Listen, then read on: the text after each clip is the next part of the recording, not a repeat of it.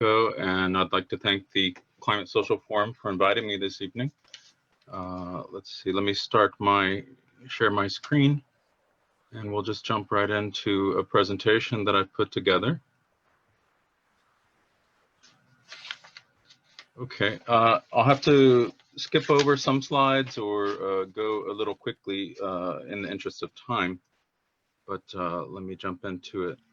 So, yeah, our energy, materials, and process choices impact the climate, both the climate and our health today. And so we need to take steps to better manage them. And our national and city governments, they give us these choices that most people have through their regulations, through their policies.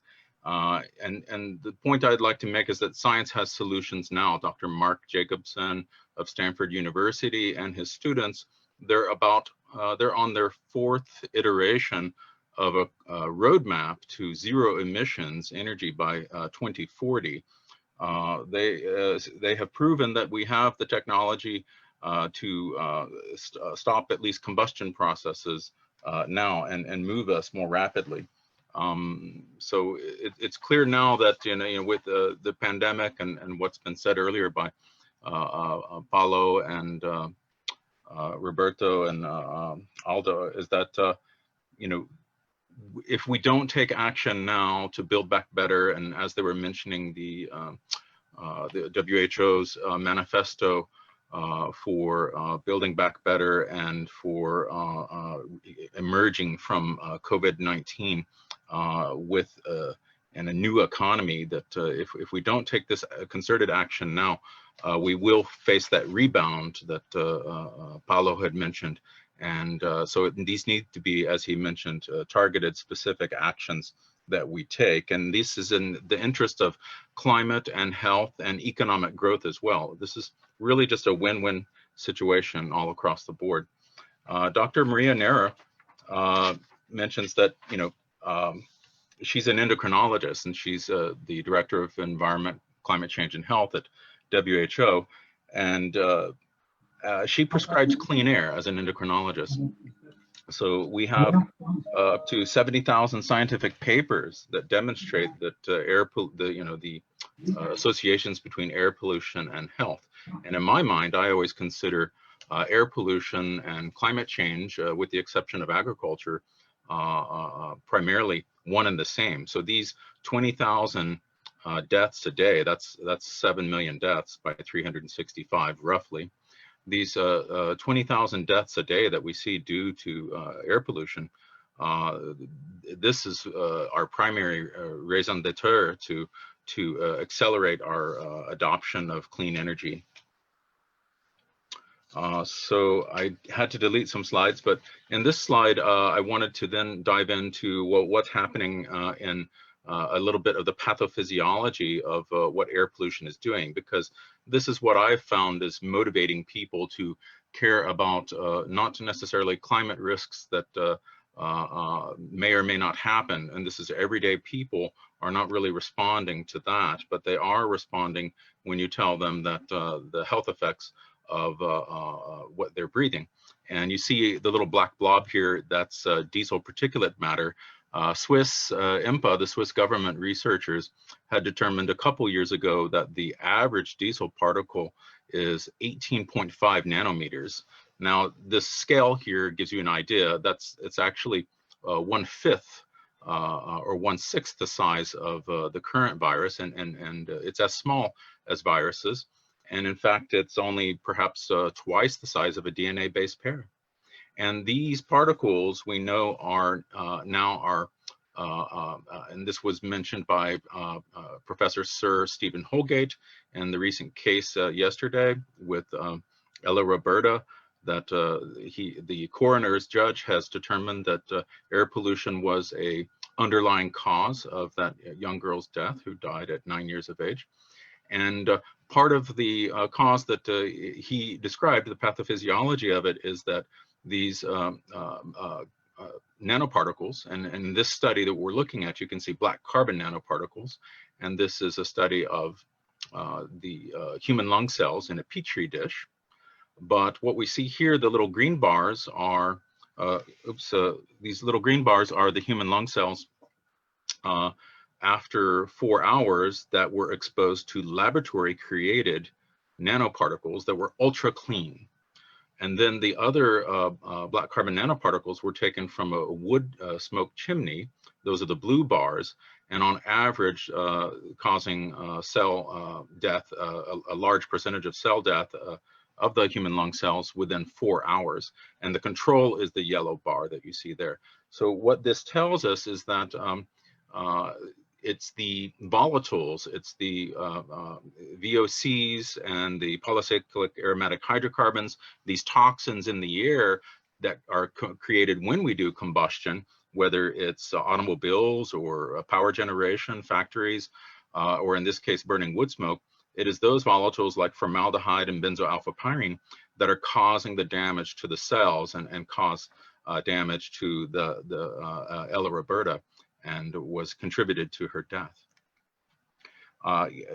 So proof of that, there's researchers in University of Hasselt. This is Dr. Hannelore Bove and Tim Naurat and their lab.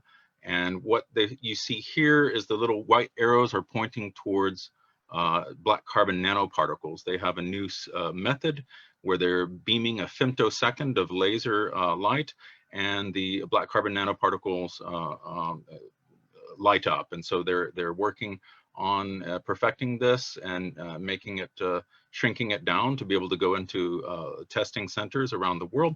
But what you're able to find in any organic sample is these black carbon nanoparticles. And here we can find these particles on the fetal side of the human placenta.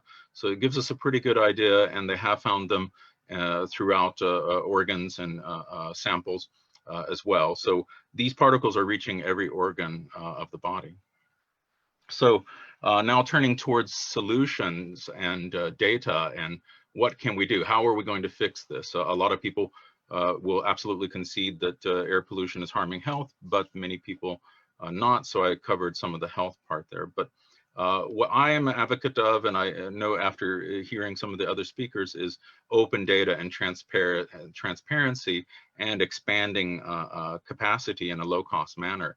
And this is what's going to allow us to better track and measure the SDGs. And why do we need to do this? Well, we need to influence our policymakers and city managers and even community managers, because we're still doing this rebound. We're still doing the old system. Currently, this is of 2018, but this is for India that you see on the left. They're spending about $16.9 billion still on oil, gas, and coal subsidies, and they could be spending that money in healthcare. And so worldwide, you see on the bottom right, it's about $444 billion estimated. This is by Health and Environment Alliance, also in Brussels. And the health costs from exposure to fossil fuel air pollution is $2.76 trillion. And this is what's being spent every year, and we need to get our priorities right. And if COVID is going to be able to teach us anything, is that we need to readjust what we're targeting and start caring about health and safety due to our abuse of the ecology and of the environment, and because it will cost us much more. This has really just been a glimpse into how bad it could be if in 50 to 100 years, if climate change is not checked. So what are part of the solutions? How do we know which communities and regions are making progress? Well, we need to have data availability, data disaggregation, and then integration, reintegration of all those data types and onto a visual, onto a map is typically what we like to see and do.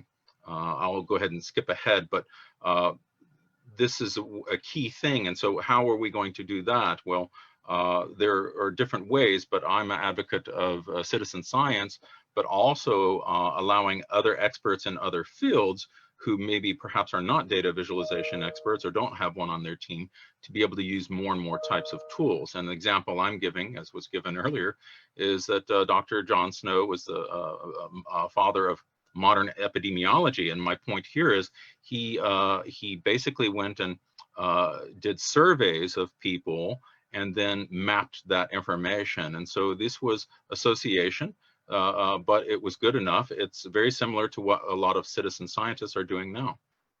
And citizen scientists can then be that extra capacity in starting at the community level and the city level, and then this will percolate up to national policy in a lot of locations. And we need to integrate with respect to air pollution, regulatory data, compact sensor, low-cost data, and satellite data, and then start mixing that and mapping that, as I was mentioning, with hospitalization rates, children under 5 who have pneumonia, heart disease, stroke, these comorbidities which by the way are often associated because of the oxidative stress nature of the damage that the virus is doing, is associated with COVID-19, but also with air pollution. And this is why we suspect, it's a hypothesis, but we've seen results of between 11 and 27% of all deaths could be associated with air pollution exposure. Again, just more citizen science here. What can the citizen scientists do? And there have been pizza ovens in Milan, for example, that were shut down due to just a low-cost monitor, and they reported to their local community. So in China and in India, the citizens have started creating applications that they share. And then in China, initially, this was not received well, but when the government realized, oh, these devices they're using, the low-cost devices, are really detectors. They're detecting a problem. We'll go validate the problem, the air pollution. This factory on Tuesdays is using diesel to restart their system, and they're not doing it appropriately. Well, the citizens are pointing this out and putting it on a map, and the regulators are going to that location and verifying it with regulatory sensors and this is how it's working together now. In India, the opposite happened, and they started putting the worst polluters on the map so the citizens could see. And when this starts to happen, we create an ecosystem in which things will percolate up both from below, from a bottom up, with the citizens, but also top down, because it's going to impact policy, and they're going to recognize the co-benefits, that climate, economy, as well as other reduced air pollution and therefore improved health. So I'd like to share tools that are open source. This tool is earth.noschool. It's an MIT open source, and you're able to map and overlay any kind of data. This is PM2.5 data here, and it also goes backwards in time. So researchers and citizen scientists, you can show, okay, this is what it was in my area. It is using satellite data from NASA and ESA. But how it's also potentially useful is because it's open source, you can layer any type of data on here. So imagine that you're showing PM2.5 for your city to your mayor and your policymakers, and then you show them the last 48 hours hospital emergency room visits. And then the hospitalizations as a result of those emergency room visits. And so you would then be able to allow them visually to see for themselves how the air pollution and allowing polluters to go free and take extra time before they clean up their emissions, or by not investing in clean energy now, the rebound is just going to mean more death and disability and disease. This is so I met Dr. Maurizio Maggiore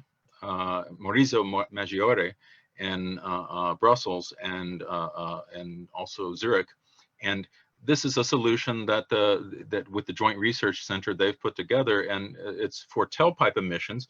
We can retrofit all old vehicles, and you see here the blue bars are these are vehicles that are not retrofitted, and then the red bars are the retrofit of oxides. So this is selective catalytic reduction, so denoxification.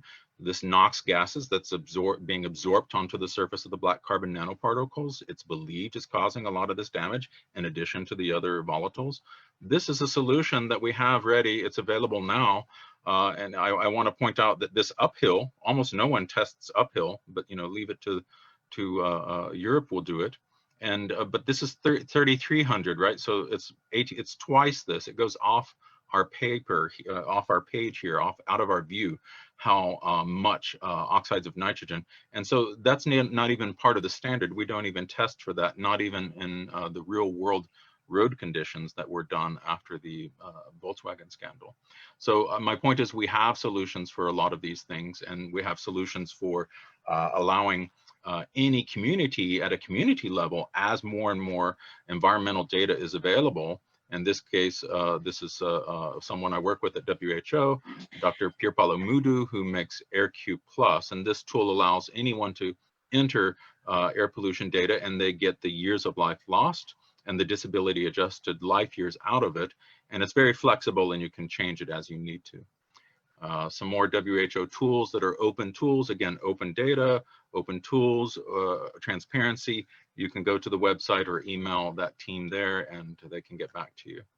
And that's my presentation. I can talk more. I have other things, but I think we wanted to allow times for questions. Thank you very much, Jeff, and thank you for staying in time. So if there are questions, please open the mic and take the chance to make a question to Jeffrey. Just consider we have the next session at 7. Yes, So we will share 7 minutes. We will share the presentation, of course, all the presentation we will share. Okay. So go ahead. If you want some questions, if you want to make some questions. So yeah, if there are no questions, I have something. Okay. Yes, if I may. Yes. We have a very. Go, Tony. Go ahead if you want. Thank you.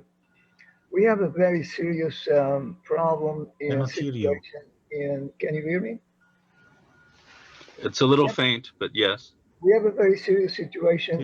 You can write down in the chat eventually. No, I can hear Tony.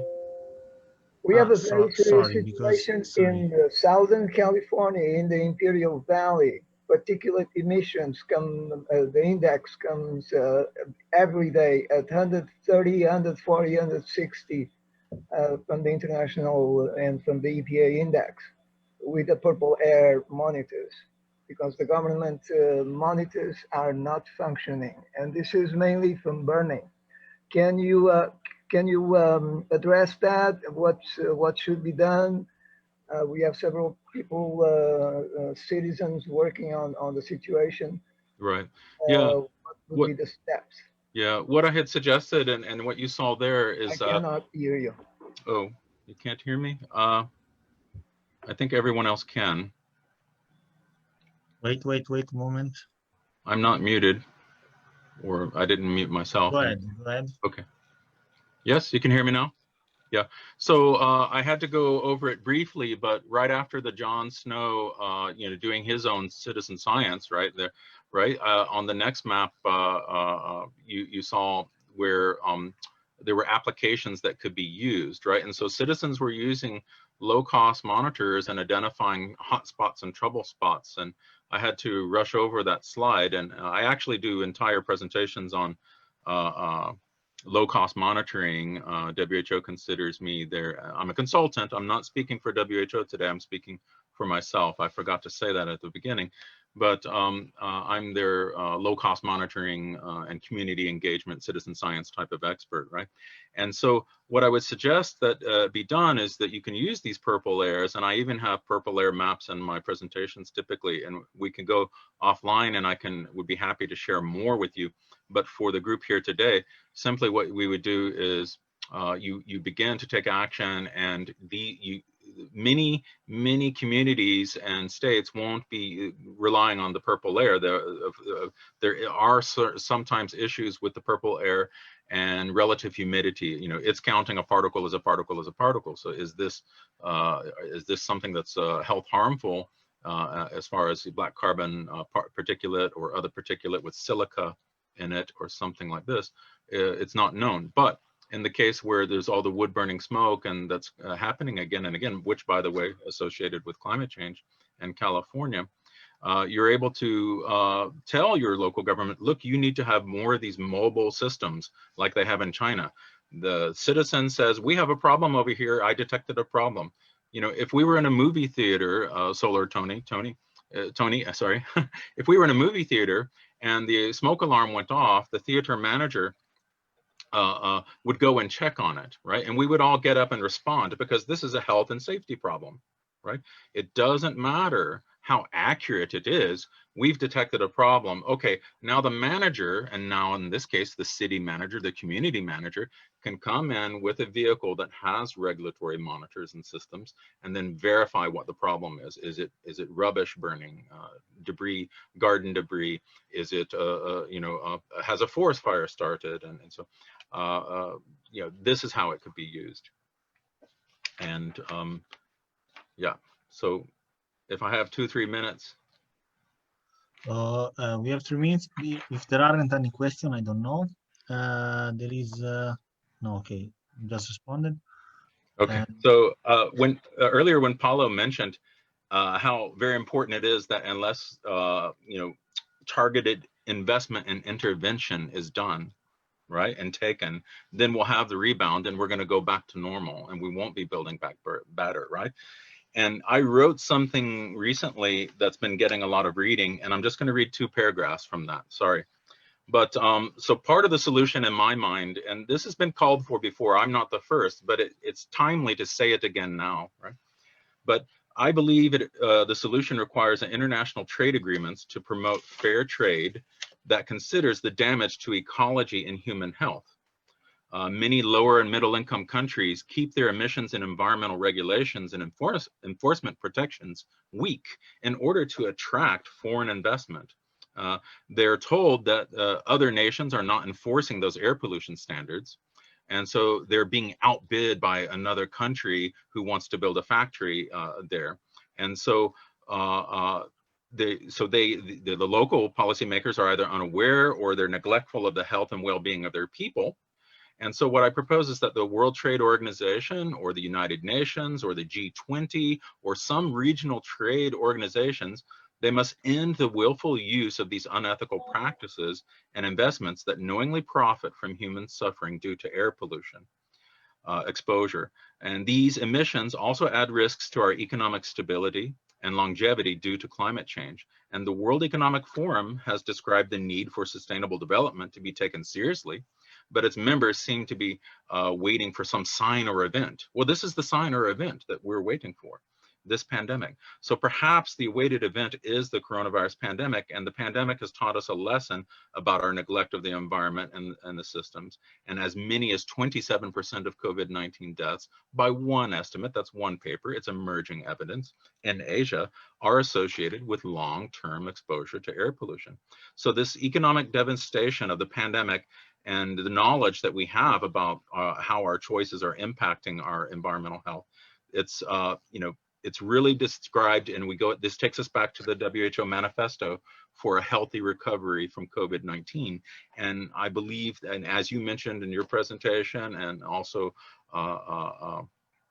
Aldo as well, that getting to looking at this Lancet document that came out recently, looking at the WHO healthy recovery from COVID-19, these are part of the solutions, and we need to say and shout and stomp and that we have to do this now. Okay. It's 7 o'clock. Thank you very much. The last question. We are running because the next speaker is in the room, so I think that it's better to maybe write to the mail of Climate Social Forum, and we can address to Jeff the question. Okay. Okay. So thank you for the understanding, and now I'll give the contact to run into the other room. So I will share in the chat, and we suddenly go there. We have to go somewhere. Yes, here is the link for the next room. So just thanking Paolo and Jeffrey for being in this session, for their valuable contribution. let's continue with the new track on cities infrastructure and local action. Thank you very much to all. Bye. Bye.